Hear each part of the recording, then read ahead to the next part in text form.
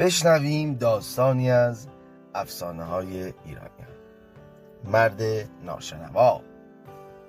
ناشنوایی به دیدار بیماری میرفت و با خود اندیشید: من که چیزی نمیشنوم، اما روشن است که چون کسی حال بیماری را بپرسد چگونه است، او پاسخ خواهد داد: خوب یزدان سپس میپرسم پزشکش کیست و او نام یک پزشک را خواهد گفت و سرانجام میپرسم چه دارویی امروز خورده و او خواهد گفت این دارو آن دارو.